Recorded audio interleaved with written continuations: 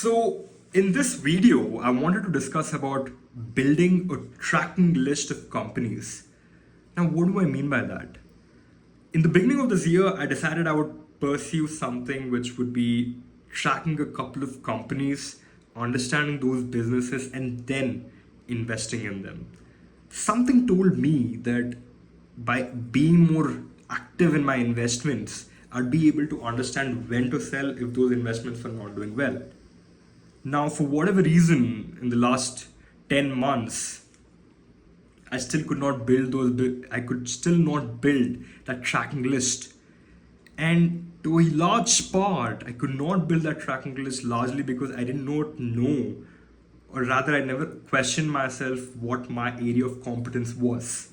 My area of competence that I should have answered myself was that having worked in a bank for the last 2.5 years, I would be able to at the very least, track all banking related companies. And so that's the question I ended up answering myself eventually, which was if I had to track companies, what are the kind of companies I could really follow actively, invest in them, and sell my stake in that company if they're not doing well. So I came up with the list of these companies. It would be,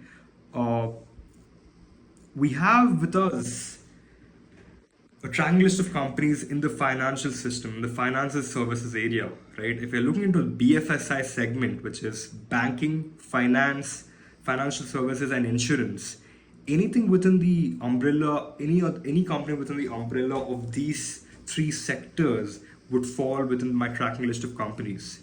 So we have banks, and within banks there are private banks like Axis Bank, Kotak Mahindra Bank, any other like HDFC Bank is another private bank, ICICI Bank, and then we have public sector banks like SBI, Bank of Maharashtra, Punjab Sindh Bank, and then we have NBFCs. After banks, we have NBFCs like Bajaj Finance, Aditya Birla Capital. These come under NBFCs, and then we have something called the small finance banks, right?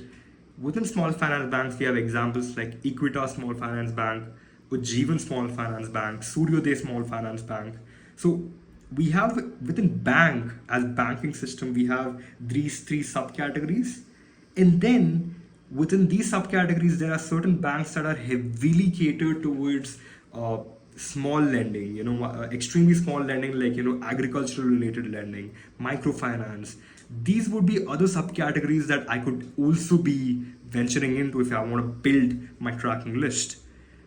Outside these financial companies, there are insurance companies, like there are insurance arms of all of these banks, like, HDFC Life Insurance, ICICI Life Insurance, Prudential, which is ICICI Prudential Life Insurance, etc. There's several other companies like that. Even LIC is one of these examples, right?